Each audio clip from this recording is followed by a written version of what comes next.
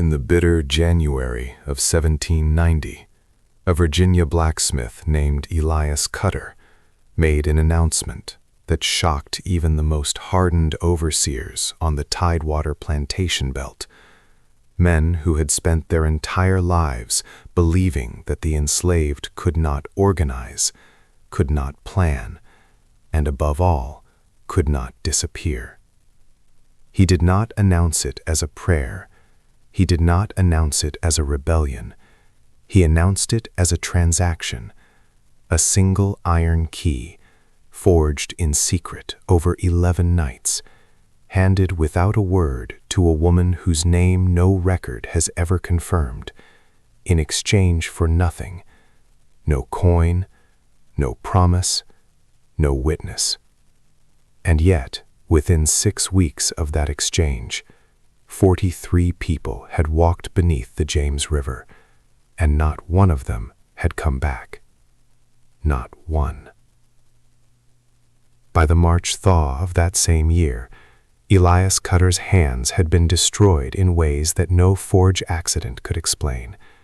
19 people connected to the Harwick estate were dead, 3 of them prominent landowners whose deaths were recorded as fever, recorded that way deliberately by a county clerk who burned his own ledger 3 years later and never explained why. And the door beneath the river, the one that Elias had spent the better part of a decade building, with tools he was not supposed to own, using geometry he was not supposed to know, in a passage that should not have been physically possible to construct, that door was sealed, mortared from the inside, by someone who never came out. The question that has haunted every historian who has stumbled across the fragmented records of Harwick County is not how Elias built it. It is not even how 43 people vanished without a single mounted search party ever finding so much as a footprint on the northern bank. The question, the one that wakes you up at 3 in the morning once it gets inside your head, is this: who was already on the other side of that door when Elias first put the key in the lock? Because the passage had been dug from both ends, and Elias Cutter had only ever worked from one. Before we uncover the disturbing truth behind the door beneath the James River, subscribe, hit that bell, and drop your country, state, or city in the comments below. I want to see exactly how far this story reaches, because the people who lived it never got to see how far they reached. Let's change that. The winter of 1790 in Tidewater, Virginia, was the kind of cold that had no mercy and no poetry in it. It was not the romantic frost of European painting, the kind that iced cathedral windows and gave children red cheeks and something to laugh about. This was a wet, bone-dissolving cold that came off the James River in the early mornings like something alive, a gray exhalation that settled into the low marshland, crept between the tobacco rows, and found every gap in every wall of every structure that had been built without the comfort of its inhabitants in mind, which, on the Harwick estate and the dozen properties surrounding it, meant every structure that mattered.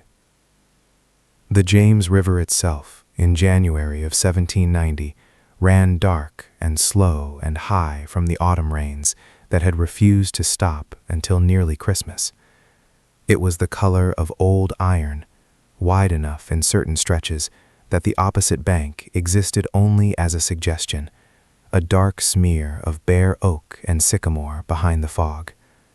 The river smelled of silt and cold, and something older, something vegetable and half-rotten, the accumulated decay of a continent draining itself southward toward the Chesapeake. Watermen who worked its surface in those years described the sound it made at night when the wind dropped and the current ran uninterrupted as something close to breathing, slow, patient, indifferent to everything happening on its banks. The land itself was exhausted. 2 generations of tobacco cultivation had stripped the soil of whatever generosity it had once possessed, and the great planters of the Tidewater region were beginning to feel, in their ledgers if not yet in their pride, the first tremors of an economic reckoning that would reshape Virginia within a generation. The fields in January were bare and dark. The soil cracked in geometric patterns where the frost had found it, the stubble of the last harvest gray and broken. Crows worked the fields in large, unhurried congregations. Nothing about the landscape suggested abundance. Everything about it suggested aftermath. The forge where Elias Cutter worked stood at the southeastern edge of the Harwick property, close enough to the river that on certain nights the water could be heard clearly through the walls. That slow, patient breathing, that indifferent current moving southward without asking permission from anyone. To understand what Elias Cutter was, you must first understand what Virginia in 1790 was, not as it has been romanticized, not as it appears in the oil portraits that still hang in certain Richmond institutions, but as it functioned, mechanically, as a system of organized human extraction. The Harwick estate was owned by a man named Cornelius Harwick II, the son of an English emigrant who had arrived in Virginia in 1731 with a letter of credit, a talent for legal intimidation, and a complete absence of moral imagination. By 1790, the estate encompassed approximately 4,000 acres of tidewater land, a working tobacco operation, a timber concern, and a blacksmithing operation that served not only Harwick's own property, but contracted work from 6 neighboring plantations. The smithy was, in the language of the time, a profit center. Elias Cutter was, in the language of the time, an asset. That word, asset, is worth sitting with for a moment. An asset on a Virginia plantation inventory in 1790 appeared in the same column as iron plows and ox teams and millstones. It was assigned a dollar value. It was subject to depreciation. It could be used as collateral against a bank loan, transferred as part of an estate settlement, or sold to cover a gambling debt. The human being inside the category was legally, structurally, and for the purposes of every institution that surrounded them, county court, church, bank, militia, a thing rather than a person. The law was not ambiguous on this point. It was exhaustively precise.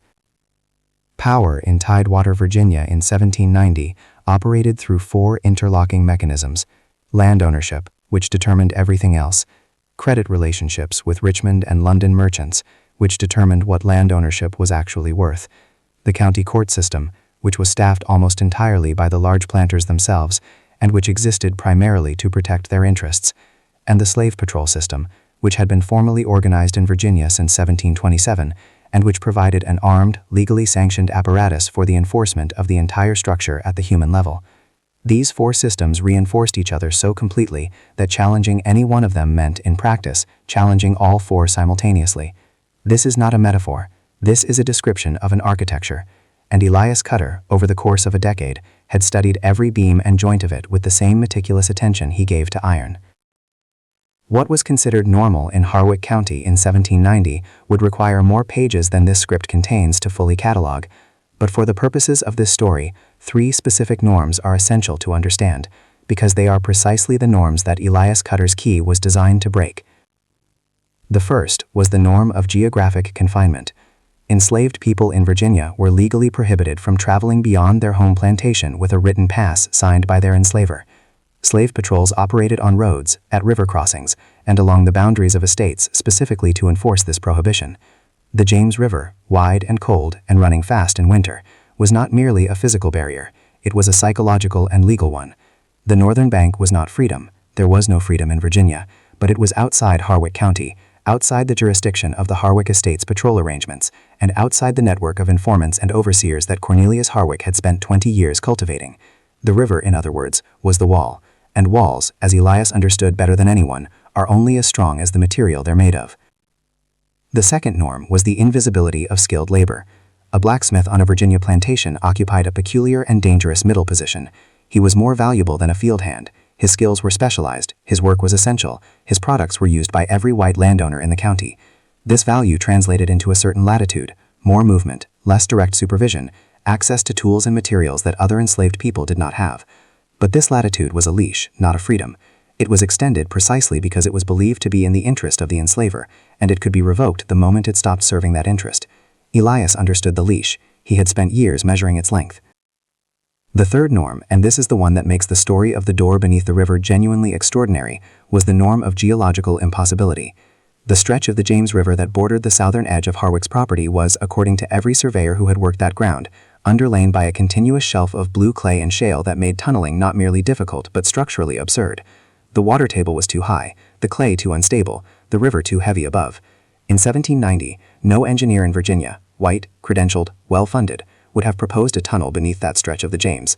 The idea would have been dismissed before it reached paper, which is of course precisely why no one was looking for one. Cornelius Harwick II was born in 1741 in a house that smelled of money and damp wood and the particular anxiety of a family that had wealth but had not yet achieved the social permanence that wealth was supposed to guarantee. His father, Cornelius I, was a man of volcanic temper and genuine intelligence, a combination that had served him well in the accumulation of land and poorly in everything else. The elder Harwick beat his children with systematic thoroughness, not out of cruelty exactly, but out of a theory that softness was the enemy of survival, and that any boy who could not absorb pain without flinching was a boy who would lose his inheritance within a generation. By this metric, Cornelius II was a failure. He flinched. He always flinched. He was 7 years old the first time his father made him watch an overseer's punishment in the South Field, and something in his face, some involuntary contraction around the eyes, made his father grab him by the collar and say in a voice too quiet for anyone else to hear that if he ever saw that look again, he would give the boy something worth flinching about. Cornelius II learned, over the following decade, not to flinch. More precisely, he learned to convert the flinch into something else, something that looked from the outside like composure and felt from the inside like a pressure that had nowhere to go. He was educated by a series of tutors, read law at William and Mary without distinction, and inherited the Harwick estate at the age of 26 when his father died of an apoplexy during a disagreement with a Richmond merchant. The disagreement was about the price of tobacco. Cornelius II settled it by absorbing the loss, paying the merchant his asking price, and then spending 3 weeks in his study with the account books, devising a system of labor extraction so precise and so thoroughly documented that it became, in certain circles, a model for neighboring estates to imitate. That system was the thing that made him monstrous. Not his temper, he rarely lost it. Not his cruelty, he was not sadistic in the theatrical way that some of his contemporaries were. What made Cornelius Harwick II genuinely, structurally monstrous was his efficiency. He had taken his father's violence and bureaucratized it. He had converted the flinch into a ledger. Every punishment on the Harwick estate was logged, dated, justified in writing, and calibrated against a productivity formula that he updated quarterly. He did not beat people because he was angry. He authorized calibrated physical correction because his model indicated that a certain rate of corrective action maintained optimal output. He had removed himself from the act so completely that he could, and regularly did, sit down to dinner immediately afterward and discuss crop rotation with genuine intellectual interest. The one event that completed his transformation, that took him from a man running a brutal system to a man who had become the system, occurred in the spring of 1783. A woman named Hetty, who had worked in the Harwick house for 11 years, and who was, by every account that survives, a person of extraordinary dignity and quiet intelligence, was found to have taught herself to read using a Bible that had been left in the house library. She had taught 3 others. Cornelius Harwick did not rage. He did not make a spectacle. He updated his ledger, made 4 entries, and implemented a response so methodical, so thoroughly documented, and so irreversible that even his most hardened neighboring planters, when they heard of it secondhand, changed the subject. He then added a new column to his quarterly productivity assessment.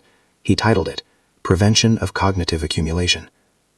Elias Cutter heard what happened to Hetty in the spring of 1783. He had known her for 9 years. He did not cry. He went to his forge, and he began, for the first time, to think about the river. The first thing anyone noticed about Elias Cutter was his hands. Not because they were large, though they were. Not because they were scarred, though they were that too. Mapped with the small white constellations of a decade of forge work. Burns that had healed into something that looked almost deliberate, almost decorative, as though the fire had been trying to write something on him that had never quite finished. What people noticed was the stillness of them. Most men who worked iron developed a kind of residual tremor, the muscles of the forearm permanently half contracted, the fingers never fully at rest. Elias's hands, at the end of a 12-hour day at the forge, were as quiet as stones. An older man on the estate, a field hand named August, who had known 3 generations of Harwick property, once said that Elias's hands looked like they were always waiting for the right thing to pick up. August said this in 1788, 2 years before the key was forged, and he said it with an unease he could not entirely explain. Elias was 31 years old in January of 1790. He had been born on the Harwick estate in November of 1758, the 3rd child of a woman named Mercy, and a man whose name the Harwick records list only as Cooper's Joseph, a notation that tells you everything about the record-keeping and nothing about the man. Mercy was a seamstress of remarkable skill, whose work was regularly hired out to neighboring estates, which meant that in Elias's earliest years, she was frequently absent, present in the mornings and evenings, but gone through the long middle hours of the day to some other property, her hands making beautiful things for people who did not know her name either. Elias's earliest sustained relationship was therefore not with his mother, but with the forge. He had been assigned to the blacksmith's helper at age 8, initially to work the bellows, and the forge's heat and noise and absolute demand for attention had become, for a boy whose primary experience of the world was absence and uncertainty, something close to comfort. The forge always told you exactly where you stood. The metal either worked or it didn't. The temperature was either right or it wasn't. There was a clarity to iron that the rest of Elias's world never provided. He was a self-taught geometer. This is perhaps the most remarkable fact about him, and the one most thoroughly invisible to everyone around him. Beginning at approximately age 14, using charcoal on the back surface of scrap leather, Elias had taught himself the principles of structural load, angle, arch, and drainage that would have been recognizable to any trained civil engineer of the period, and would have been genuinely impressive to most of them. He had no books. He had no teacher. He had the forge, which was a daily education in the behavior of materials under stress, and he had the river, which he studied the way other men studied scripture, with patience, with reverence, and with the specific intention of understanding exactly how it could be made to yield. His wound was not a single event. It was an accumulation with a detonator. The accumulation was everything, every year of the system, every entry in Cornelius Harwick's ledger that corresponded to a human being he knew. The detonator was Hetty in the spring of 1783. Hetty was not, as later retellings sometimes suggest, a romantic partner. She was something more essential than that. She was the person who had, over 9 years of proximity and careful conversation, confirmed for Elias that the architecture of the world he lived in was not natural, not inevitable, not ordained, that it had been built by specific decisions made by specific people for specific reasons, and that anything built by human decision could, in theory, be unbuttoned by human decision. When Hetty was taken, what Elias lost was not love in the conventional sense. What he lost was his only living proof that the world could be thought about differently. He replaced it with something harder. He replaced it with a plan. His moral grayness, and it is important not to look away from this, was the plan itself. Over the 7 years between Hetty's disappearance and the forging of the key, Elias had done things that were necessary and things that were terrible, and things that were both simultaneously. He had maintained his position, his latitude, his access, by performing a loyalty he did not feel with a consistency that required him to suppress, daily, the part of himself that wanted to burn the entire estate to the waterline. He had, on 2 specific occasions, provided information to the Harwick overseer, a man named Dred Polson, that resulted in punishment for other enslaved people. Not severe punishment, he had calibrated it, but punishment nonetheless. He had spent 7 years building a passage to freedom while keeping the door of his own conscience partially, strategically, and agonizingly open to the system he was dismantling. He carried this. He carried it the way he carried the burns on his hands, as something that had happened in fire, that had left a mark, and that he had chosen not to look away from. His hands, at the end of section 1 of this story, were still, as always, waiting. Ruth Ella Voss had a scar that ran from the outer corner of her left eye to the hinge of her jaw, a smooth, slightly raised line, perhaps 4 inches long, the color of old ash against her brown skin.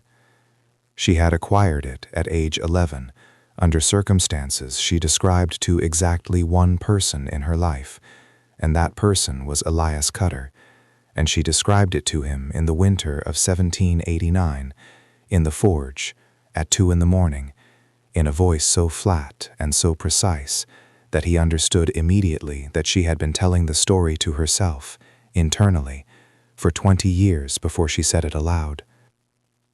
Ruth was 32 years old in January of 1790. She had not been born on the Harwick estate. This is the first and most important thing to understand about her, because it meant she carried a memory that most people around her did not have, a memory of somewhere else. She had been born on a smaller property 40 miles northwest, in the Piedmont foothills, on land that had been worked by her mother's family for 2 generations. Her mother, a woman named Clara Voss, had been a midwife of considerable local reputation, whose services were requested by white and black families alike across a 40-mile radius, and who had consequently spent Ruth's childhood teaching her daughter the specific, practical, exhaustively detailed knowledge of the human body that midwifery required. Anatomy, chemistry in the herbal sense, what plants did what to which systems in which doses, the geography of pain, which is not a metaphor but a clinical reality, the knowledge of where the body hurts, how it signals, and what those signals mean. Ruth's wound, like Elias's, had a detonator, but unlike his, it had a specific date, a specific location, and a specific face attached to it. In the autumn of 1778, when Ruth was 19 years old, her mother Clara was hired out to attend a difficult birth on the Harwick estate. The birth went wrong in ways that Clara's skill could not prevent, and the infant did not survive. Cornelius Harwick II logged the event, made his entries, and assessed Clara's performance against his productivity model. His assessment was that the loss of the infant, a loss that every medical understanding of the time would have attributed to a fetal presentation problem that no midwife on earth could have resolved, represented a failure of contracted services. He did not pay. He did not merely not pay, he applied a penalty clause that he had inserted into the hire agreement in language sufficiently technical that it took a Richmond lawyer 3 months to confirm that it was, in fact, enforceable. Clara Voss was ruined. The property she had worked for 30 years changed hands to cover the penalty. Her family was separated in the dispersal. Ruth was sold to Harwick directly, arriving at the estate in the spring of 1779 with the scar she had acquired during the journey, a journey she never described in detail to anyone except that once, in the forge, at 2 in the morning, in that flat and precise voice. And with a knowledge of the human body, its chemistry, and its vulnerabilities, that Cornelius Harwick's ledger had noted only as domestic, medical, some skill. She had spent 11 years on the Harwick estate cultivating invisibility with the same deliberate craft that Elias had applied to geometry. She worked in the house, which gave her access to conversations, correspondence, and the daily rhythms of Harwick's decision-making that no field worker could have obtained. She was quiet in the way that skilled observers are quiet, not absent, not diminished, but radically attentive, collecting information the way her mother had collected herbs, with a clear sense of what each thing was for and when it would be needed. The other houseworkers trusted her completely. Cornelius Harwick regarded her as furniture. This was from Ruth's perspective, the most useful thing about him. Her moral grayness was her chemistry. Over 11 years, Ruth had on 4 occasions administered substances, drawn from a small locked wooden box she kept beneath a floorboard in her sleeping quarters, that had altered the health of specific individuals on the Harwick estate. Never fatally. She was precise enough for that, and precise enough to know that a death in the house would bring a scrutiny that would cost her everything she had built. But she had made a man bedridden for 6 weeks at a moment when his mobility would have been catastrophic for someone she was protecting. She had induced a prolonged and debilitating illness in an overseer who had been in her clinical assessment, about to discover something he could not be allowed to discover. She did not consider these actions sins. She considered them load-bearing elements of a structure she was building. She and Elias in this way were more similar than either of them initially recognized. The moment they both understood that their goals aligned was not dramatic. It happened on a Tuesday in November of 1789 in the forge, after midnight. Ruth had come with a specific question about the metallurgical properties of a particular iron alloy, a question so technically precise that Elias had stopped what he was doing and looked at her for a long moment before answering. Not because the question surprised him, because the reason behind the question, which she had not stated, but which was structurally implicit in the way she had framed it, told him everything he needed to know about what she had been doing for the past 11 years, and what she understood about what he had been doing. They did not embrace. They did not make speeches. Elias answered her question about the alloy. Ruth nodded, turned to leave, and then stopped at the forge door and said, without turning around, that she had been wondering for approximately 3 years whether the drainage problem in the eastern section of his project could be solved with a particular clay packing technique her mother had used for root cellars. Elias was quiet for a moment. Then he said, "Tell me." She turned around. She told him. They talked until 4 in the morning, and when Ruth left, the drainage problem, the problem that had stalled the last 60 feet of the passage for 8 months, was solved. Neither of them said anything about what this meant. They didn't have to. Some alignments announced themselves in the work.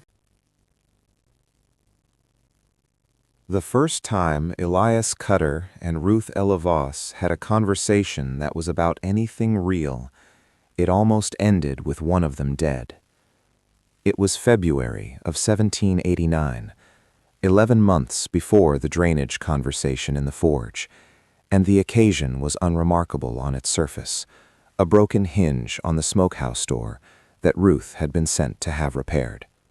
She arrived at the forge in the mid-morning, which was the worst possible time, because mid-morning was when Dred Polson, the Harwick overseer, made his circuit of the outbuildings, and Polson had a habit of pausing at the forge entrance long enough to make it clear that the pause was intentional. He was a thick-bodied man of 43, with a pale, permanently wind-scoured face and small gray eyes that moved with a watchfulness that was almost animal in its quality. Not intelligent exactly, but extraordinarily attuned to deviation. He had been overseeing Harwick property for 16 years, and in that time had developed an almost cellular sensitivity to anything that departed from the established rhythms of the estate. He noticed, for instance, that Ruth had arrived at the forge 4 minutes later than the smokehouse errand would have required, accounting for her usual pace. He did not say anything about this. He filed it. Ruth set the broken hinge on Elias's workbench without looking at him, described the repair needed in 2 sentences, and turned to leave. Elias said, without looking up from the bellows, that the hinge was a Denison pattern, which meant the repair would take until late afternoon, which meant she would need to come back. Ruth stopped. She understood immediately that this was not a statement about metalwork. The Denison pattern was a common hinge design that any competent blacksmith could repair in under an hour. She turned back slowly, and for the first time looked at Elias directly, and what she saw in his face was not invitation or conspiracy or warmth. What she saw was assessment. Pure, careful, unhurried assessment. The same quality she recognized from her own mirror. She said, "That seems like a long time for a hinge." He said, "Some things take longer than they look like they should." Polson was still in the doorway. Ruth picked up the hinge, told Elias she would return at 4, and left. The exchange had lasted 40 seconds and communicated, beneath its entirely innocuous surface, approximately 4 years of separate thinking. Polson watched her go, stood in the doorway for another moment, and then continued his circuit. He wrote nothing in his own small ledger that day. He would think about this later, in the months that followed, and wonder what exactly he had missed. He never fully figured it out, which is a testament to how carefully both of them had been practicing unremarkability for a very long time. When Ruth returned at 4, Polson was at the main house. Elias handed her the repaired hinge and, in the same motion, a small folded piece of scrap leather on which he had drawn, in charcoal, a single geometric shape. An arch, with a measurement notation beside it. No words, no explanation. Ruth took it, looked at it for exactly the time it would take to examine a repaired hinge, and handed it back. She had understood it. He could see that she had understood it. She left without another word, and Elias stood at his workbench for a long moment afterwards with his still hands resting on the iron, and something moving in his chest that he had not felt in 7 years. Something that was not quite hope, because hope was a luxury he had carefully excised from his operational thinking, but that was structurally similar to hope, in the way that a forge fire is structurally similar to the sun. Smaller, contained, pointed at something specific. The first test happened in March of 1789, 5 weeks after the hinge repair, and Elias administered it without Ruth's knowledge, which he would later consider the most dishonest thing he had ever done to her, which, given everything else in his history, tells you something about how seriously he took the alliance they were building. He allowed a piece of information to pass through a channel that Ruth could intercept. Not dangerous information, nothing that could compromise the passage or expose either of them, but specific enough that if it reached Paulson's ears within 48 hours, he would know the leak had come through Ruth. It was a small thing, a detail about the timing of a particular repair order that Paulson had asked about, which Elias mentioned in Ruth's presence in the forge during a legitimate visit, in a tone that suggested it was incidental. The detail was false. He had manufactured it specifically for the test. If Paulson adjusted his schedule based on the false timing, Ruth was the leak. If nothing changed, she wasn't. Nothing changed. Paulson's schedule remained exactly as it had been. Elias filed this and moved forward. The dangerous truth came from Ruth's side, and it came 6 weeks later, in April, and it was not delivered as a revelation but as a correction. She arrived at the forge one morning with a legitimate errand, a kettle hook that needed straightening, and while Elias worked, she told him, in a voice pitched precisely to the ambient noise of the bellows, that his eastern drainage solution had a problem he hadn't accounted for. The clay shelf at 60 feet ran into a secondary water table that was fed not by the river above, but by a spring approximately 30 yards to the northeast, which meant that the packing technique she had suggested in November would hold for perhaps 2 seasons before the secondary pressure compromised the wall. She knew this, she said, because she had spent the previous 4 months taking measurements during the early morning hours when she carried water from the eastern well, measurements that required her to be at a specific location at a specific time that was not covered by her authorized movements, which meant that she had, on 11 separate occasions over those 4 months, been somewhere she was not supposed to be, doing something she was absolutely not supposed to be doing, and had done it without being caught, but that he should know it had happened because if it ever came to light, it would compromise not just her but the geometry of everything they were building together. Elias stopped working. He turned and looked at her for a long moment, the same quality of assessment as their first meeting, but different now, inflected with something that was not quite respect, because it went deeper than that. She had just handed him, voluntarily, the most dangerous information she possessed about herself.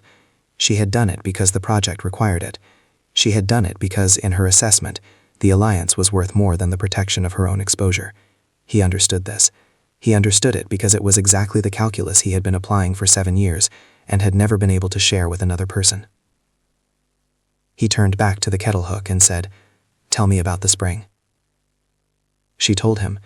They worked on the problem for 3 weeks, communicating in the forge during legitimate visits, and eventually arrived at a solution involving a secondary drainage channel and a specific arrangement of fieldstone that Elias sourced over the course of 2 months by salvaging material from authorized repair jobs across the estate.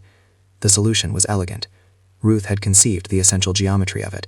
Elias executed it in iron and stone. The rescue happened on a Thursday in June of 1789, and it was closer than either of them liked to think about afterward. Paulson had changed his circuit without announcing the change, a thing he did periodically, deliberately, as a test of the estate's general alertness, and arrived at the forge's rear entrance at a time when Ruth was present without a stated errand, and when Elias had, spread across his workbench alongside legitimate repair work, a set of charcoal measurements on scrap leather that would have required approximately 45 seconds of Paulson's focused attention to be recognized as a problem. Ruth heard Paulson's footstep on the gravel outside the rear entrance 4 seconds before he reached the door. She had been tracking the sound of his circuit unconsciously, the way her mother had tracked weather, and in those 4 seconds she crossed to the workbench, gathered the leather scraps into her apron with one hand, and with the other knocked a half-finished iron bracket to the floor with a clatter that brought Paulson through the door at a moment when Elias was crouching to pick it up, and Ruth was standing 2 feet away with her hands clasped in front of her, looking mildly startled. Paulson looked at the bracket. He looked at Ruth. He asked what she was doing there. Ruth said she had come to ask about the smokehouse latch, the same one from February, she said, which had developed a new problem. She produced the latch from her apron, beneath the leather scraps, with a smoothness that Elias would think about for months afterward. She had been carrying it. She had been carrying a pretext in her apron for weeks, against precisely this eventuality. Paulson looked at the latch. He looked at Ruth. He stood in the doorway for a moment that lasted, by Elias's internal count, approximately 7 seconds. Then he told Ruth to make it quick, and continued his circuit. When his footsteps had fully receded, neither of them moved for a moment. Then Ruth placed the leather scraps back on the workbench, smoothed her apron, and said in her flat, precise voice that the latch had genuinely needed repair since May, and she had simply been waiting for the right occasion to bring it in. Elias looked at her. Then for the first time in either of their memories he laughed, a short, involuntary sound that surprised him as much as it surprised her. Ruth looked at him with an expression that was not quite a smile, but was the architecture of one, the structural suggestion of warmth held carefully in reserve. She picked up the latch, set it on the workbench, and said, "Fix it properly this time." It was Ruth who confessed first, and she did it in October of 1789, 6 weeks before the drainage conversation, on a night when the first real cold of autumn had settled into the river valley, and the forge was the warmest place on the estate, and they had been working in companionable silence for 2 hours on the final measurements for the passage's northern terminus. She told him about the overseer, not Polson, an earlier one, a man named Crail Jessup, who had worked the Harwick estate from 1781 to 1784, and who had been removed from his position in the spring of 1784, following a prolonged illness that left him with permanent tremors in his hands and a cognitive fog that made him, in Cornelius Harwick's quarterly assessment, no longer fit for purpose. She told Elias that the illness had not been natural.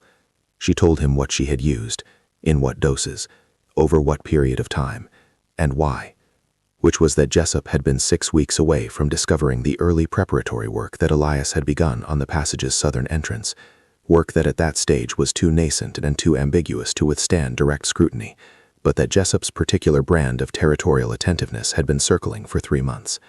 She had made a calculation. She had acted on it.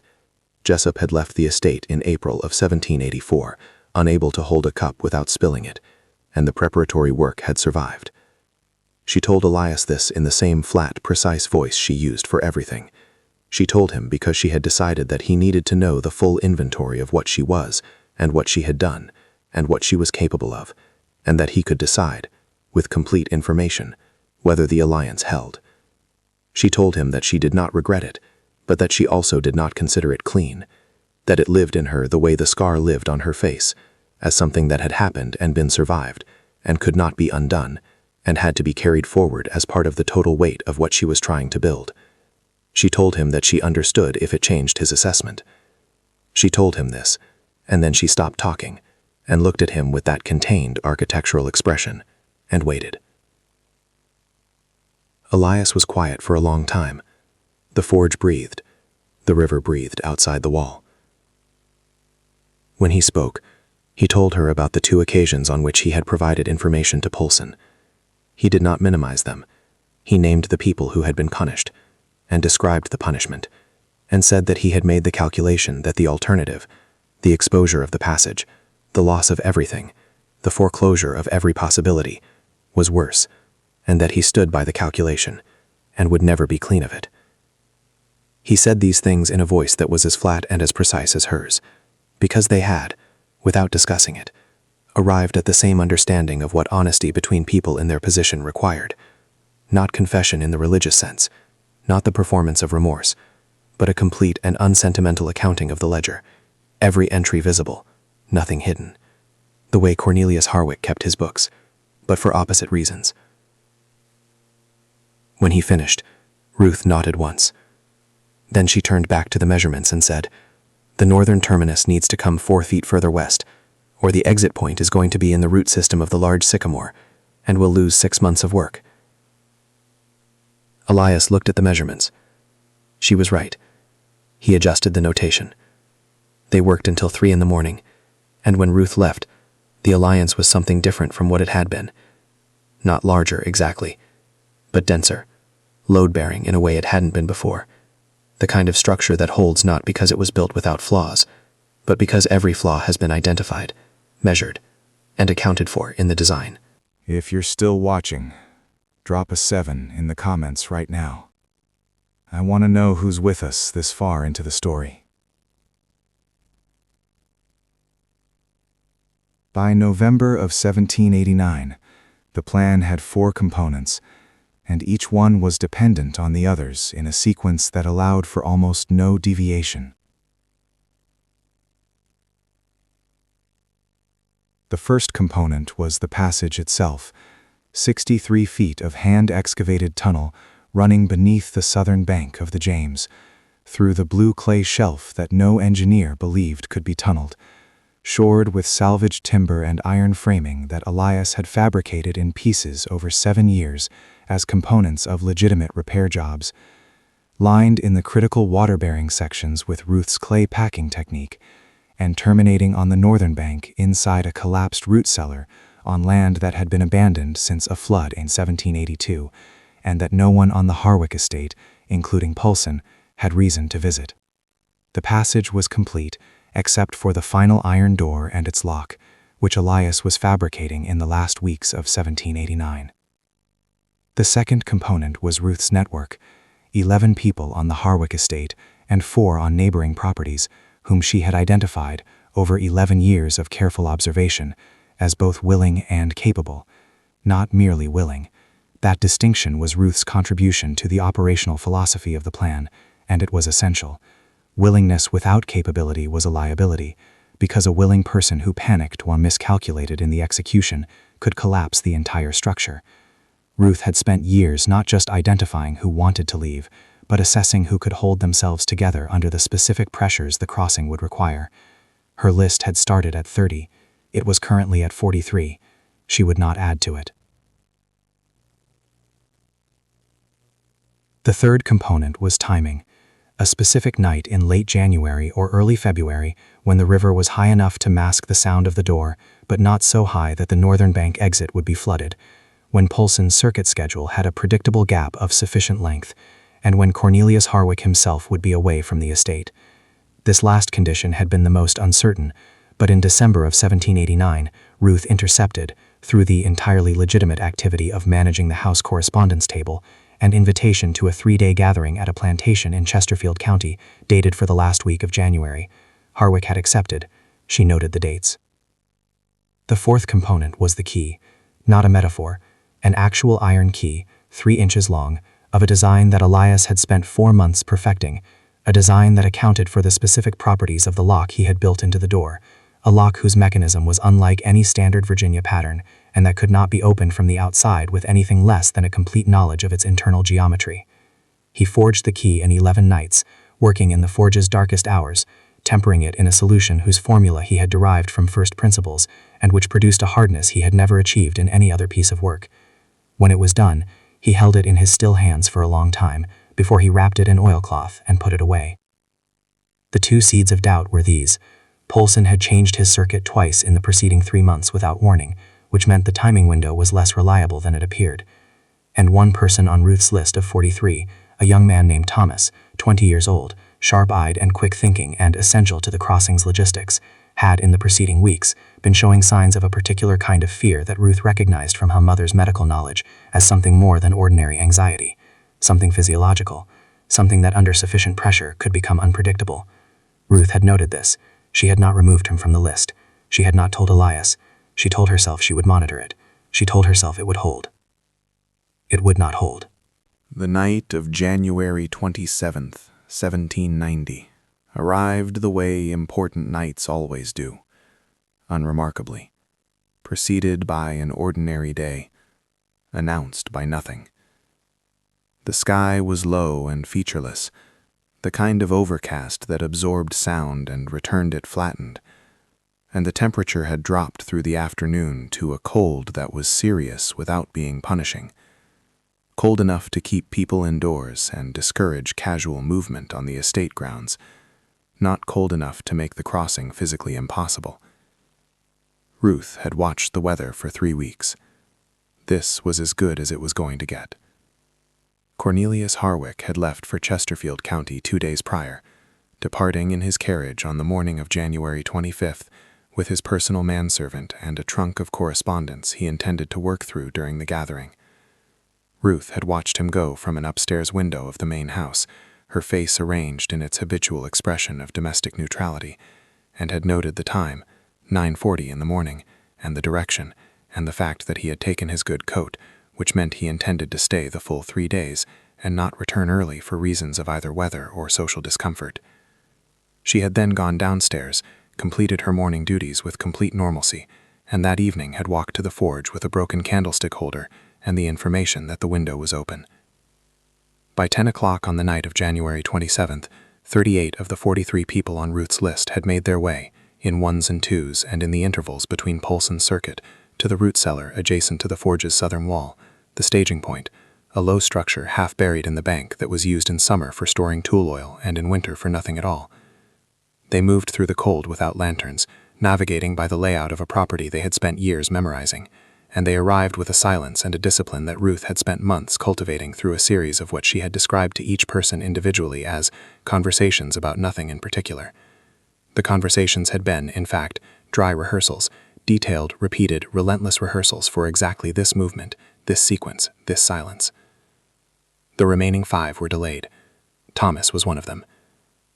Elias was at the passage entrance, which was concealed beneath a false floor in the root cellar's northeastern corner, a piece of construction so thoroughly integrated into the structure's existing material that Poulsen had walked across it on 2 occasions during tool inventory checks without registering anything unusual.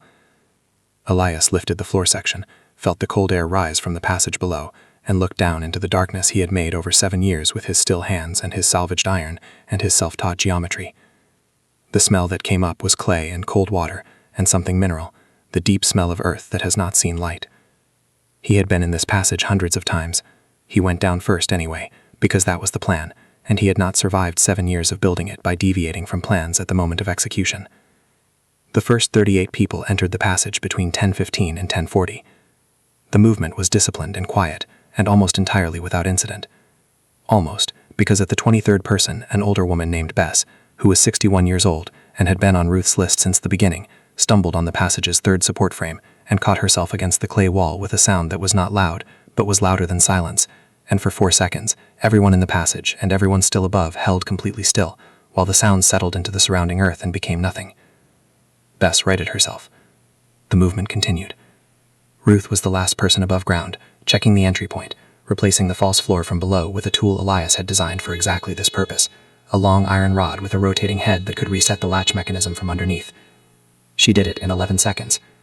She had practiced it in darkness, by feel, until she could do it in 8. By 11 o'clock, 38 people were moving through the passage toward the northern bank. The false floor was reset. The root cellar above was empty and undisturbed. On the surface, the Harwick estate looked exactly as it always looked at 11 o'clock on a January night, dark, cold, and still. The 5 missing people, including Thomas, had not appeared. Elias and Ruth, at the passage's midpoint, made the decision in 90 seconds. They could not wait. Poulsen's circuit gap had a hard edge at 11:45, and the crossing needed to be complete and the northern bank exit sealed before that edge. They moved forward. Elias told himself that Thomas and the others had made their own calculation, found their own path, and chosen to wait for another night. He told himself this with the same flat precision he applied to everything, and he almost believed it. Ruth said nothing. She had known about Thomas's instability for weeks and had not told Elias, and was now carrying that silence through 63 feet of clay and iron in cold darkness, and it was heavier than she had expected. The passage held. The arch held. The drainage solution held. Ruth's clay packing, in the critical water-bearing section at the 40-foot mark, had been under pressure for 11 months, and it held without a single seep. Elias felt this as he moved through that section, felt the integrity of it, the precision of Ruth's mother's technique applied by Ruth's hands to the specific geology of the James River's southern bank, and felt something he recognized as gratitude in a register so deep it had no obvious surface expression. At 11:22, the first people emerged into the collapsed root cellar on the northern bank.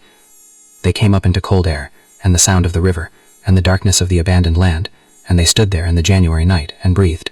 It was in the northern root cellar, during the 20 minutes it took for all 38 people to clear the passage, that Ruth found the box. It was not supposed to be there. The root cellar had been confirmed abandoned on 3 separate reconnaissance visits that Ruth had made over the preceding year, visits conducted under the cover of authorized movement to a neighboring property, whose errand logistics she had carefully arranged to route past this location. The cellar had been empty. It was not empty now. In the far corner, beneath a section of collapsed roofing timber that had been placed with a deliberateness that was invisible until you were looking for it, There was a cedar box, approximately 18 inches long, sealed with a lock that Elias identified immediately as a Harwick pattern, the same lock design used on the estate's document storage. Ruth opened it with a pick she carried in her apron, alongside the pretext latch and the oilcloth and the other instruments of her operational life. Inside the box were documents, 41 pages of them, written in a hand that Ruth recognized after a moment as Cornelius Harwick's own, the same dense, precise script she had been reading upside down across correspondence tables for 11 years. She could not read all 41 pages in the northern root cellar at 11:30 at night, with 38 people breathing around her in the dark. She read enough. What she read changed the stakes of everything they had built so far in a way that neither of them had anticipated, and that transformed the plan from an act of escape into something considerably more dangerous and considerably more necessary. The documents were a record, Harwick's own record, kept separately from his official estate ledgers, of a system he had been operating in parallel with his legitimate plantation business for at least a decade.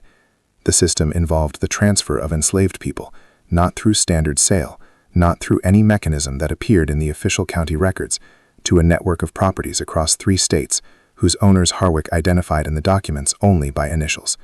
The transfers were documented in the same quarterly assessment format as his regular ledger, with the same columns, the same productivity language, the same precise notation.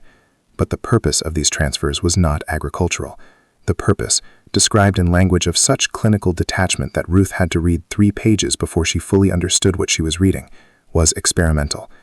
Cornelius Harwick had been, for at least 10 years, conducting what he described in his private notation as studies in human physiological response under controlled variable conditions.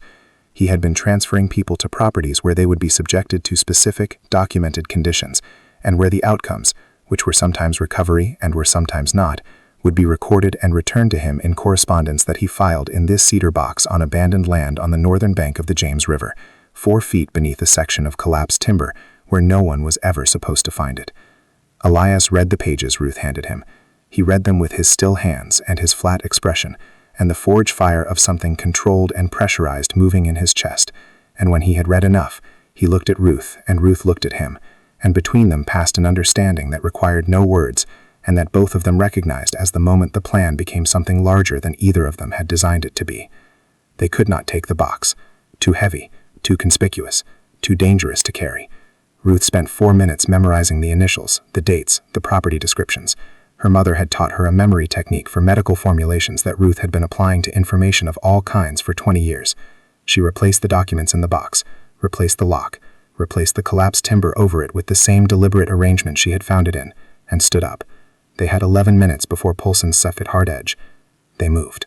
The first death was Dread Paulson's, and it was shocking because it was not supposed to happen that night. Paulson had changed his circuit, again, without warning, for the 3rd time in 3 months. But this time the change had brought him not to the forge or the outbuildings, but to the river path, the narrow track that ran along the southern bank between the estate's eastern boundary and the point where the land dropped toward the water. He was there because of Thomas. Thomas, whose physiological fear Ruth had been monitoring for weeks, had broken in the way that Ruth's mother's medical knowledge had warned her a person in that state eventually would. Not dramatically, not with a confession or a betrayal, but with a behavior that Paulson's animal attentiveness had flagged 3 days earlier as irregular, a change in pattern, a particular quality of avoidance. Paulson had not known what it meant, but had filed it, as he filed everything, and on the night of January 27th had adjusted his circuit to include the river path as a precaution that he could not have rationally justified, but that his 16 years of attentiveness told him was necessary. He was on the river path at 11:43 when Elias came up through the northern bank exit on the return trip. Elias had gone back through the passage after the crossing to retrieve the key and reset the door, which was the plan, which had to happen, which meant he was emerging from the northern bank at a moment when he should have been nowhere near the river. Paulson saw him. Elias saw Paulson. There were 8 feet between them, and the river to the left and the darkness of the abandoned northern land to the right, and 16 years of Paulson's attentiveness in the air between them like a third presence. What happened in the next 40 seconds Elias never described in full to anyone. The partial account that exists, in a letter fragment discovered in 1967 in a Richmond archive collection, attributed by the archivist to an unknown correspondent and filed under miscellaneous, describes only the sound the river made, the cold, and the specific quality of stillness that preceded the moment. What the letter says happened is that Paulson reached for the short club he carried on his belt, and that Elias moved in the way that 7 years of building a passage in total darkness moves a person, with a complete and unhurried knowledge of exactly where everything is, and what it will do when force is applied, and how much force is the right amount. Paulson went into the James River in the cold and the dark, and the current took himself toward the Chesapeake without ceremony and without a sound that anyone on the northern or southern bank would have been able to distinguish from the river's ordinary breathing. Elias stood on the bank for a moment. Then he went back through the passage, reset the door, locked it, and came up through the southern root cellar with the key in his oilcloth in his still hands. The second death was calculated, and it happened 4 days later, and it was the death of a man named Archibald Steen, one of the initials in Harwick's cedar box, identified through Root's memory and 3 days of careful cross-referencing with the estate's correspondence as the owner of a property in Goochland County who had been receiving Harwick's transfers for at least 6 years. Steen had written to Harwick 6 weeks prior.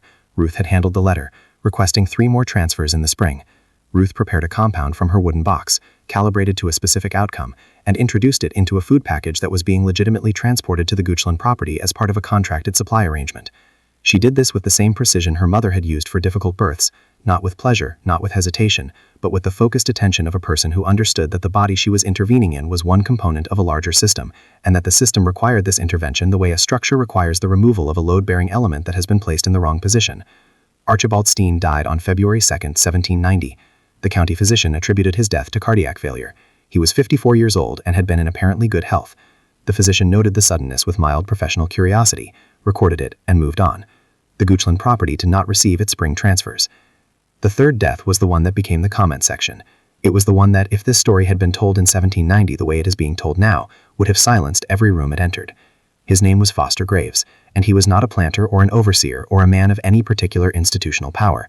He was a county clerk, the same county clerk who had for 11 years been processing and filing the official paperwork through which Cornelius Harwick's parallel system was laundered into legal invisibility. He had not designed the system. He had not profited from it beyond his standard county salary. He had simply processed the documents, year after year, with the same professional efficiency that Cornelius Harwick had applied to his quarterly assessments.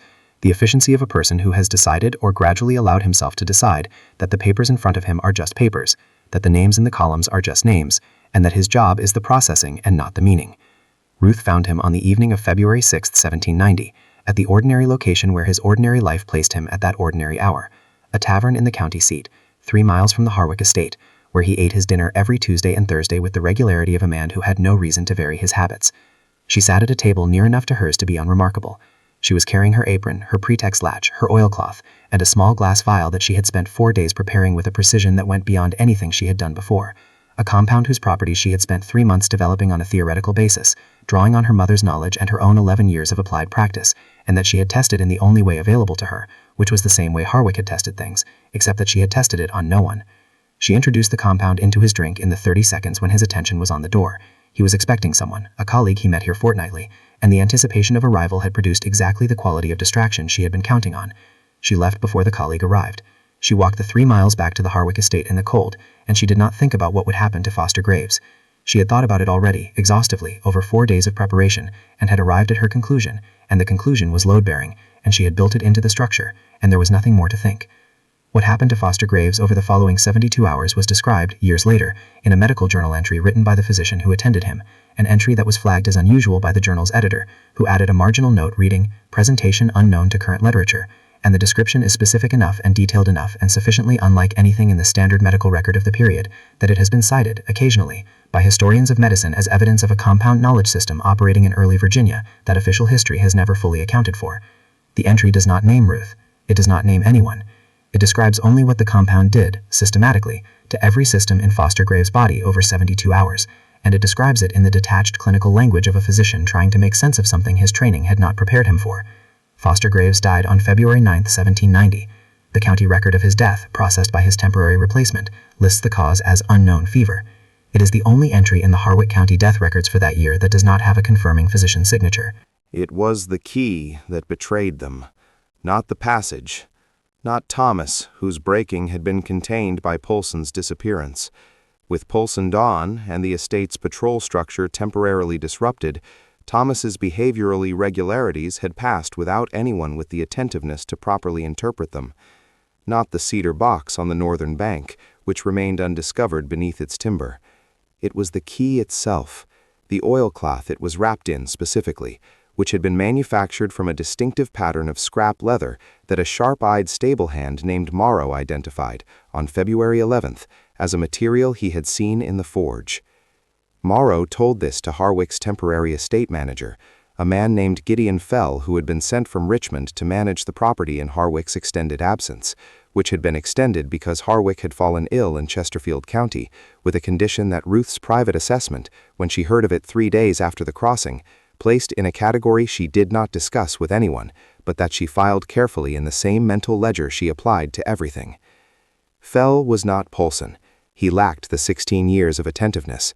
But he was not stupid, and the stable hand's observation, combined with the disappearance of 43 people and the death of his predecessor, had produced in Fell a state of focused and systematic suspicion that was in its own way more dangerous than Poulsen's animal attentiveness had been.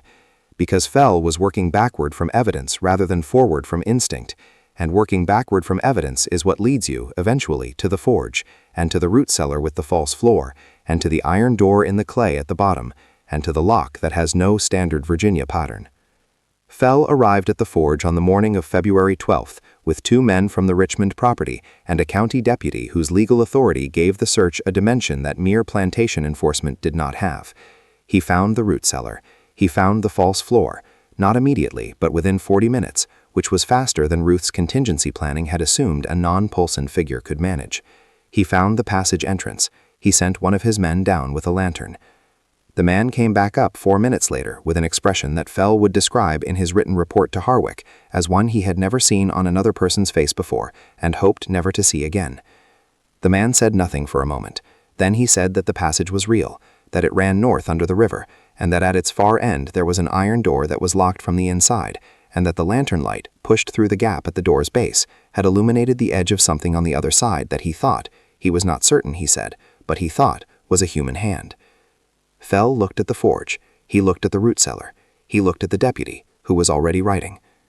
Upstairs in the main house, Ruth was making breakfast with the methodical calm of a person whose contingency planning had just reached its final layer. She heard Fell's boots on the gravel path outside the kitchen window. She heard them stop. She heard them turn toward the house. She had 45 seconds, she estimated, before he reached the kitchen door. She reached into her apron.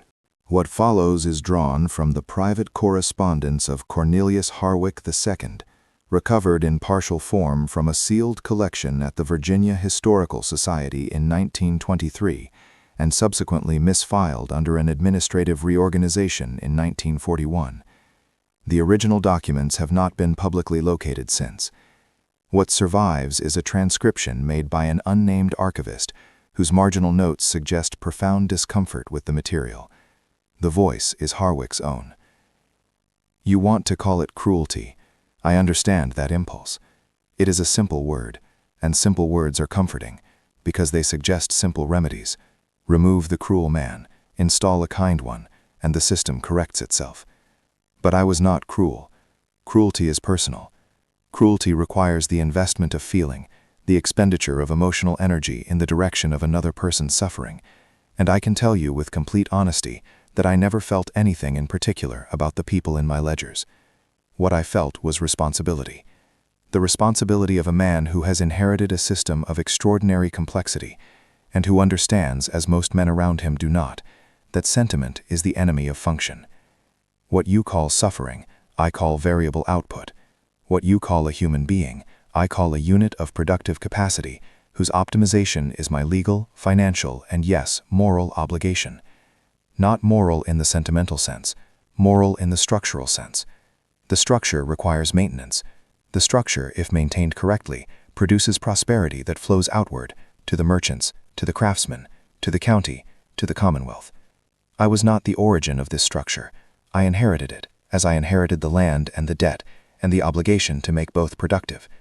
To dismantle it on the basis of sentiment would have been the genuinely immoral act, the act of a man who places his own emotional comfort above his obligations to a system that thousands of people depend upon. The studies were a different matter. I want to be precise about the studies, because imprecision is what leads to the kind of misreading that I suspect posterity, if it ever finds these pages, will be inclined toward. The studies were not motivated by curiosity in the recreational sense. They were motivated by a specific practical question that the existing medical literature could not answer, because the existing medical literature had been produced by men who were not willing to conduct the necessary observations. The question was, what is the actual threshold? Not the theoretical threshold, not the threshold implied by scripture or sentiment, but the empirically determined, reproducibly documented threshold at which a human system, any human system, reaches its limit. This is a question with obvious practical applications for anyone managing large numbers of people under conditions of physical demand. I was simply the first person in my immediate context to approach it with methodological rigor.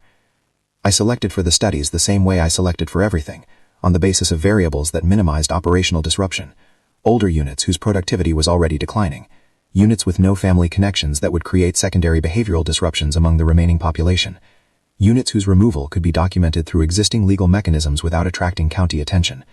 I was meticulous about the documentation precisely because I understood that the value of the studies was in their reproducibility. A finding that cannot be reproduced is not a finding, it is an anecdote. I was not interested in anecdotes. The one thing I will tell you, the one thing that I have told no other person, and that I include here because these pages are, if nothing else, an honest account, is that I looked at the face of the first subject in the first study, a man whose name in my ledger was listed only as marker 7, and I saw something that I was not expecting to see. Not pain. I had anticipated pain, and had accounted for it in my methodology. What I saw was recognition. He looked at me across the room in that property in Goochland County, and he knew. Not what I was doing, not the methodology, not the question I was trying to answer, but he knew me. He knew the specific architecture of what I was, in the way that people who have been inside a system their entire lives develop an almost geological knowledge of its structure. He knew me better than my own family knew me, better, I think, than I knew myself. And I stood there for a moment, with my ledger and my methodology, and my responsibility to the structure, and I felt, for the first and only time in my adult life, the specific sensation of being seen by someone who had nothing left to lose from the seeing.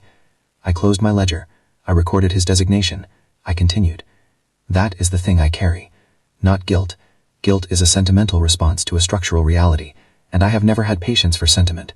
What I carry is the memory of that recognition, the knowledge that marker 7 saw me completely in the moment before the study began, and that his seeing did not change anything, and that it should have, and that I knew in that moment that it should have, and chose the ledger anyway.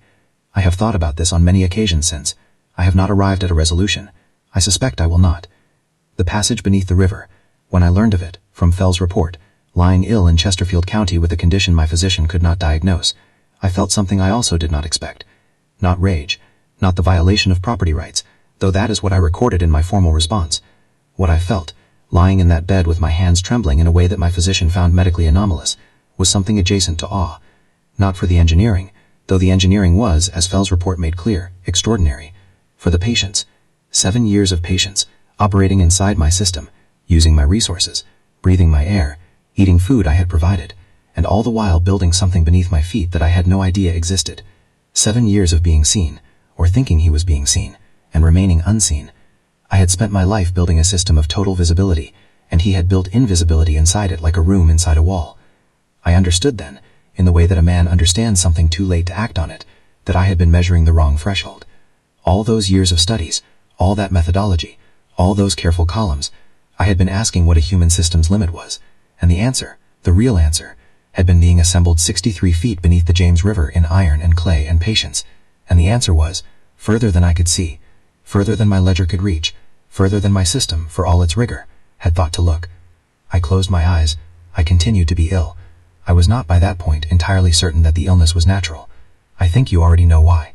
Ruth's hand was in her apron when Gideon Fell reached the kitchen door, and what her hand found was not the compound she had been preparing for contingencies. It was the pretext latch, still there, still in its position at the bottom of the pocket, the same piece of iron she had been carrying since May of 1789 against exactly this kind of moment. She pulled her hand out of the apron empty, arranged her face into its expression of domestic neutrality, and was standing at the kitchen hearth stirring a pot when Fell pushed open the door, with the county deputy 1 step behind him. Fell told her to come with him. He did not explain why. He watched her face while he said it, with the backward from evidence attentiveness of a man who has been doing this long enough to know that the face is where the information lives. Ruth set down the stirring spoon, wiped her hands on her apron in the way she always wiped them, 2 strokes, left hand first, a habit so established it was invisible, and walked to the door. As she passed the kitchen table, she stumbled very slightly against its edge, catching herself with one hand, and in the recovery her other hand moved briefly below the table's surface and then was back at her side, and she was walking through the door with Fell 2 steps behind her, and the deputy noting something in his ledger, and the morning cold hitting her face with the clarity of a decision already made. She had left something under the kitchen table. She would not be coming back to the kitchen.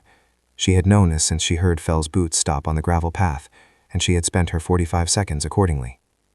Fell brought her to the root cellar and showed her the passage. He asked her what it was. She told him she had never seen it before in her life, and she said it with the flat, precise delivery of a person who has been telling the truth in exactly this tone for so long that the tone itself has become indistinguishable from honesty. Fell watched her face. He could find nothing in it. He told the deputy to hold her and went back to the forge.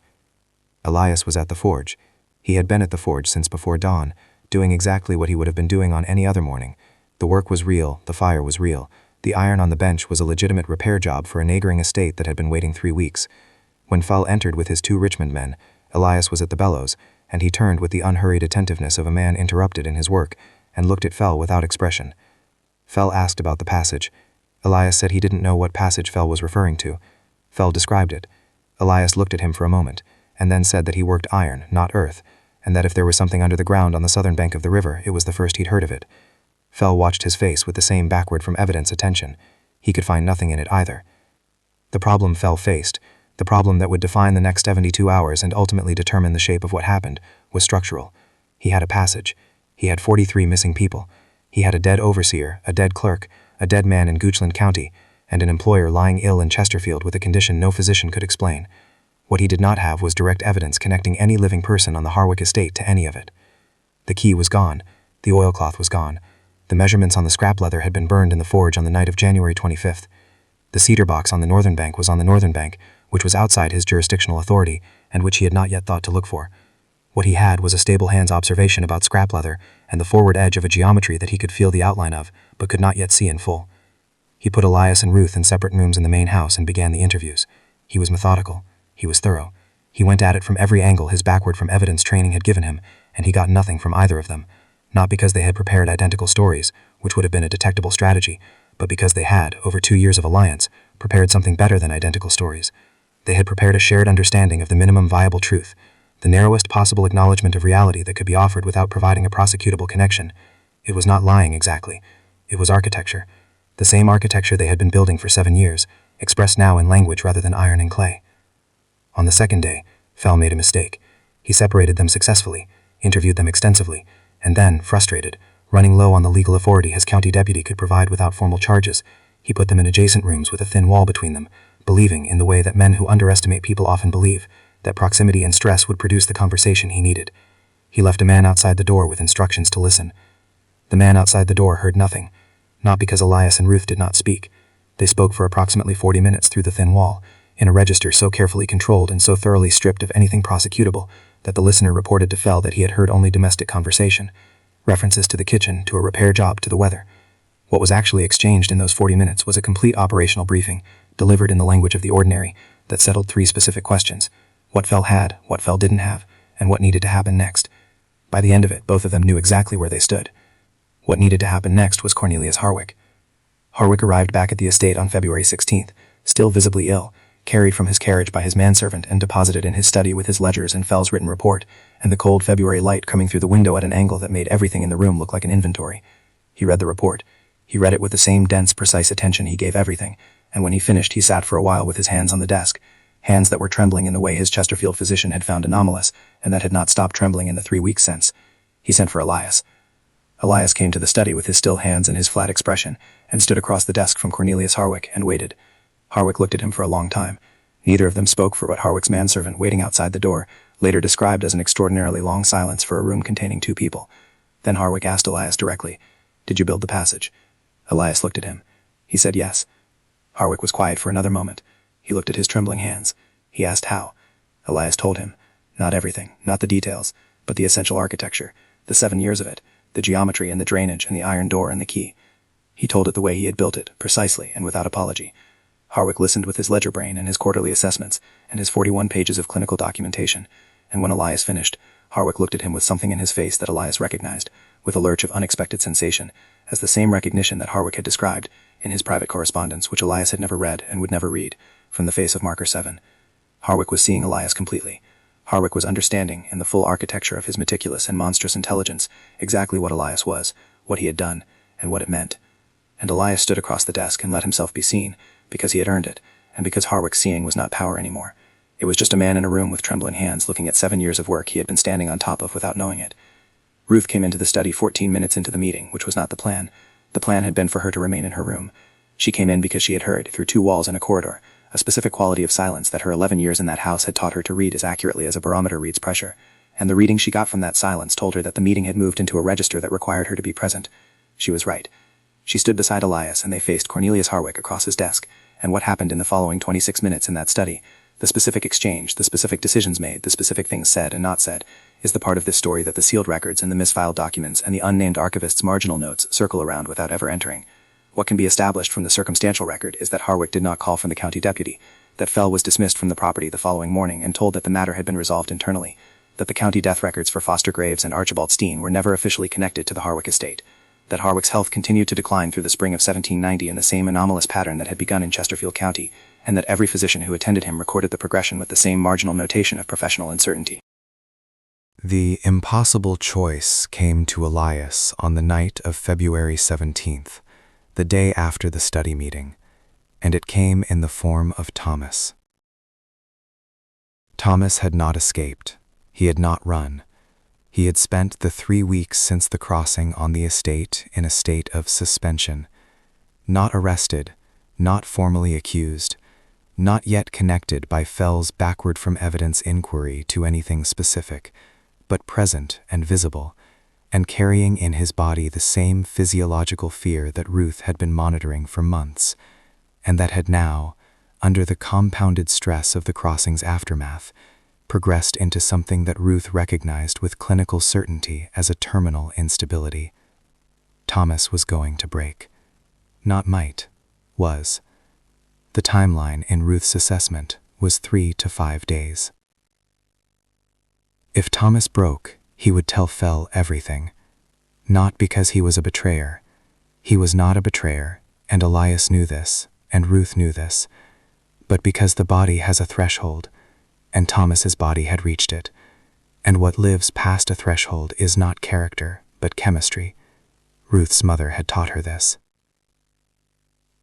Elias found Thomas on the evening of February 17th at the edge of the tobacco field, standing in the cold looking at the river with an expression that confirmed everything Ruth's assessment had predicted. Elias stood beside him for a while without speaking. The river breathed between them and the northern bank. Thomas asked him, without turning, if the others had made it. Elias told him yes. Thomas was quiet. He asked if there was another crossing planned. Elias told him the door was sealed. Thomas nodded, a slow geological nod, the nod of a man absorbing information he already knew. He asked Elias what was going to happen to him. Elias stood there with his still hands and the cold coming off the James, and the full weight of what Ruth's assessment meant pressing on his chest like the river pressing on the clay arch 63 feet below, and he understood that he was being asked to make a choice between 2 versions of the world he had built, and that both versions required him to become something he had not been before. He could tell Thomas to run, north, alone, without the passage, across open country in February with Fell's inquiry still active, and no cover and no network on the other side.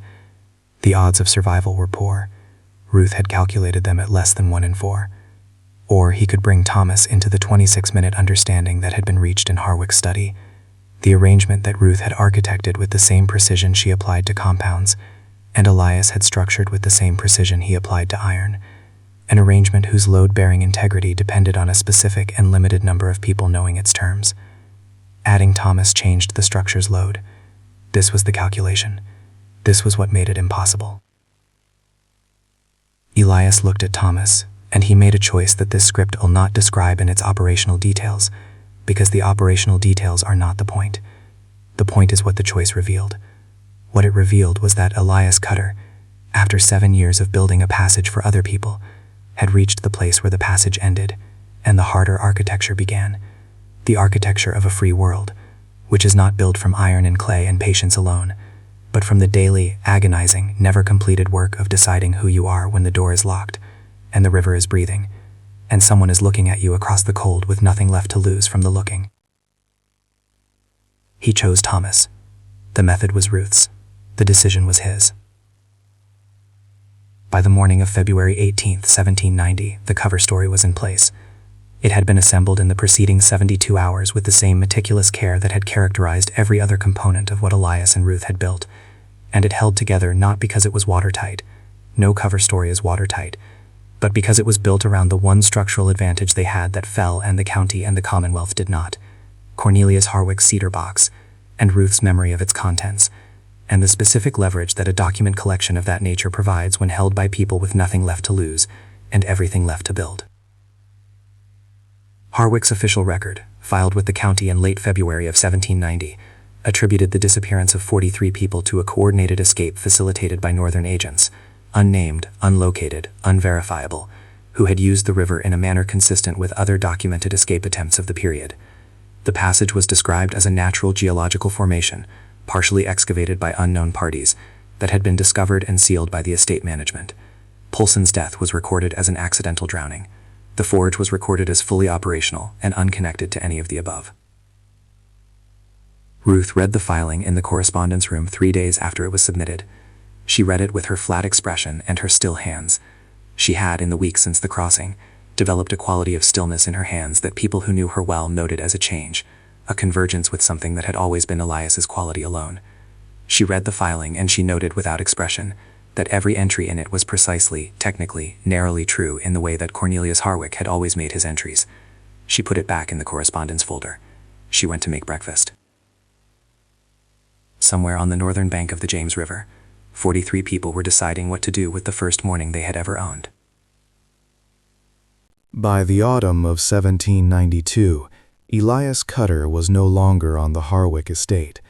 The arrangement reached in the study on February 16th had included, among its terms, a manumission document, a legal instrument of freedom, signed by Cornelius Harwick in his still trembling hand, that was filed with the Harwick County Clerk's Office on March 3, 1790, 8 days after the cover story was submitted, and that listed Elias by name and described him as a blacksmith of extraordinary skill, whose service had been discharged in full. The clerk who processed it was not Foster Graves. Foster Graves was dead. The new clerk processed it without comment, filed it in the correct folder, and moved on to the next document. This is how freedom entered the official record, not as a triumph, not as an announcement, but as a line item, processed on a Tuesday between 2 other line items that had nothing to do with it. Elias spent 2 years in Richmond, where his skill as a blacksmith was in sufficient demand that he had more contracted work than he could complete alone. He took on an apprentice in 1791, a young man whose name does not appear in the surviving records, but who is referenced in a letter from a Richmond ironmonger as someone who worked with a quality of focused attention that the ironmonger had never seen in a man so young, as though, the letter says, he had been taught by someone who understood that iron remembers everything you do to it. By 1793, Elias had moved north. The specific destination is not confirmed by any document that has been located.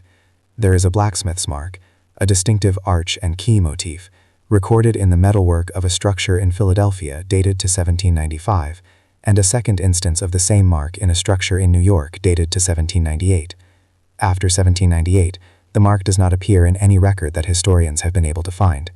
Whether this means Elias Cutter stopped working, stopped marking his work, or simply moved beyond the reach of the records that survive, is a question that cannot currently be answered.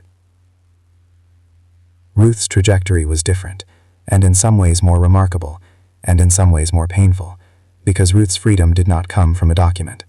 It came from the arrangement's second term, which was more complex and less clean than Elias's manumission, and which required her to remain on the Harwick estate for an additional 14 months after the crossing, maintaining her position and her cover and her domestic neutrality, while Cornelius Harwick's health continued its anomalous decline through the spring and summer and autumn of 1790. Harwick died on November 14, 1790, of causes that his attending physician recorded as consistent with a prolonged systemic deterioration of unknown origin. He was 49 years old. He died in his study, in his chair, with his ledgers on the desk in front of him, which is exactly where Ruth had always imagined he would die, long before she had any reason to expect she would outlive him.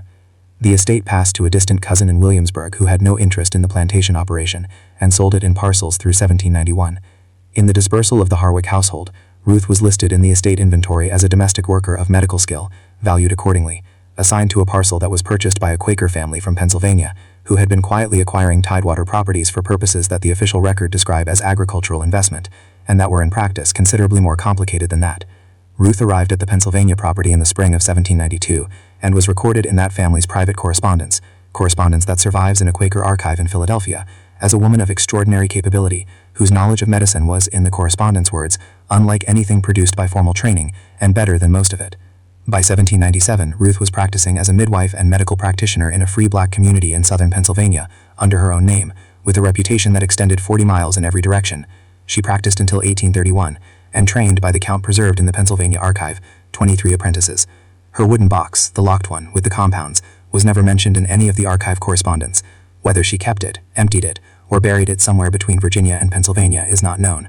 What is known is that not one of her 23 apprentices ever mentioned it, which either means she never told them it existed, or means she told them exactly what it was and trained them to the same silence she had applied to everything else in her life.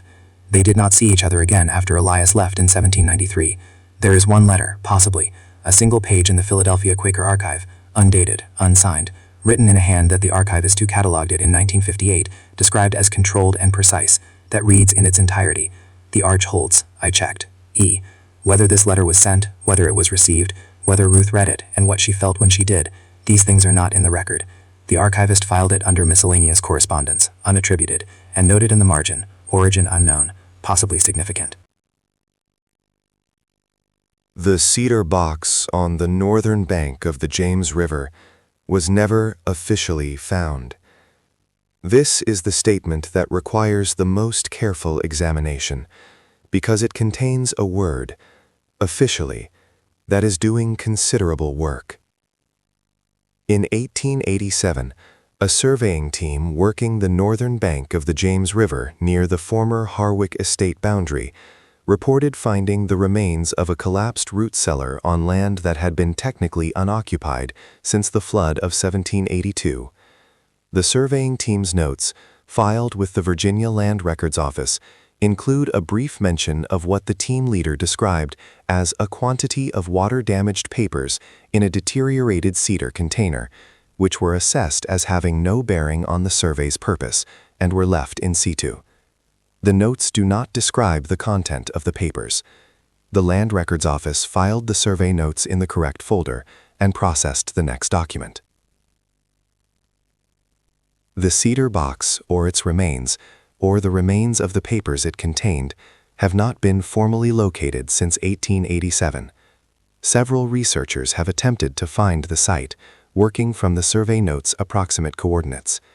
In 1931, a historian named Marguerite Pell, working for a Richmond institution that has since been reorganized and whose archives have been partially lost, reported finding disturbed ground in the approximate location and fragments of cedar wood consistent with a box of the described dimensions.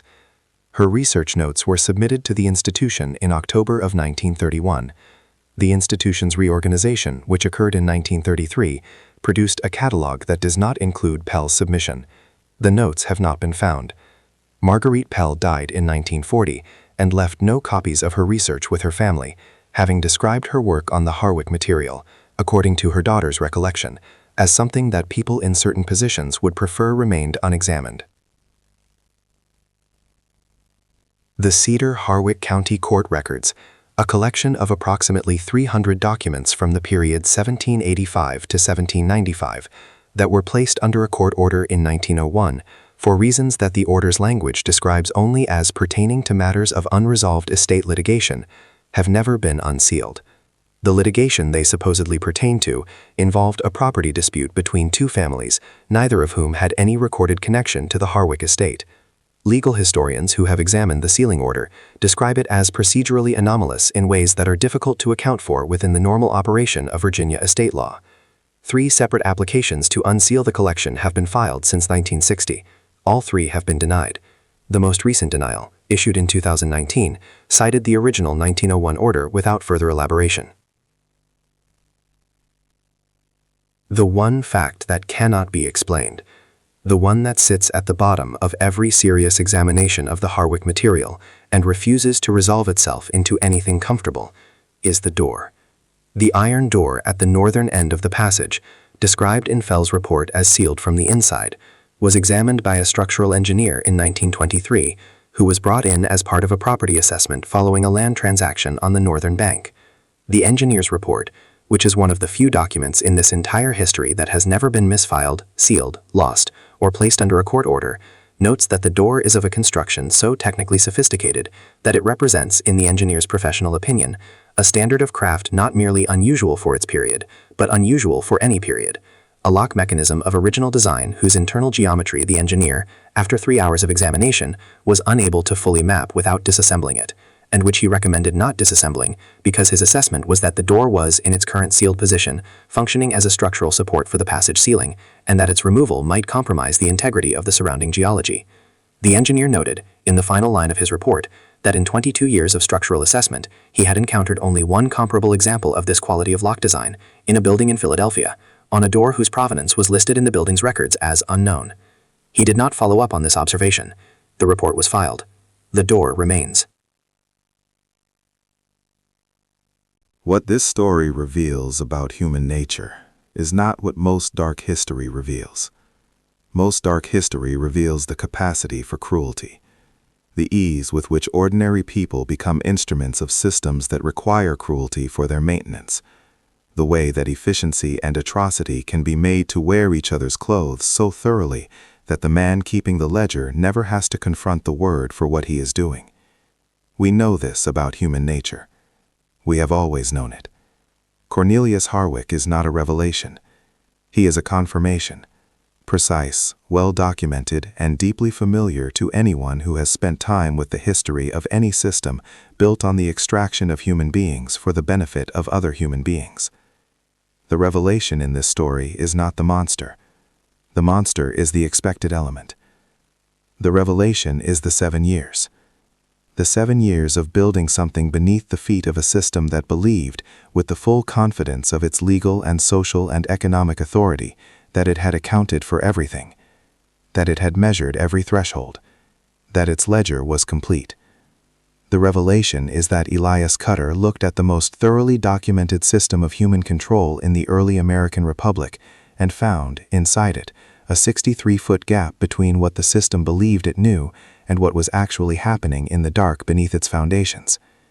And the revelation is that he filled that gap not with rage, though the rage was there, load-bearing and legitimate, but with geometry, with patience, with the specific, unrepeatable intelligence of a person who had been told his entire life that he was a thing rather than a thinker, and who had responded to this information by becoming the most careful thinker in the room. What it means for us today is harder to sit with, because it requires us to ask what we are standing on top of without knowing it.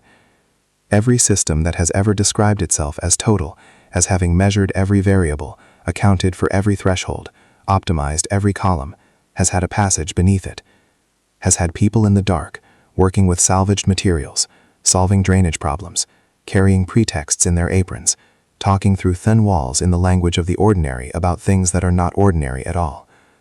The systems change. The architecture of erasure changes. The specific mechanisms of the ledger change. The people in the dark, building, patient, geometrically precise, have never stopped. This is not a metaphor. This is a description of what has always been happening, in the gap between what power believes it can see and what is actually there. The unanswered question, the one that this story leaves in the room when everything else has been said, is the hand. The hand that Fell's man saw through the gap at the base of the iron door, illuminated by lantern light, on the morning of February 12, 1790, on the northern side of a door that had been locked from the inside. 43 people had crossed by then. Elias had come back through to reset the door and retrieve the key. Ruth had been in the kitchen. The passage should have been empty.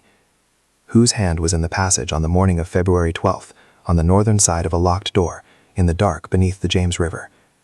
The door is still sealed. The engineer recommended against opening it. No one in the 236 years since Elias Cutter forged the key and handed it to a woman whose no record has confirmed, has opened it. Perhaps someone already has the answer. Perhaps the answer is in the cedar box, beneath the timber, on the northern bank, in the water-damaged papers that the 1887 survey team left in situ because they had no bearing on the survey's purpose. Perhaps Marguerite Pell found it in 1931 and put it in a report that was reorganized out of existence 2 years later.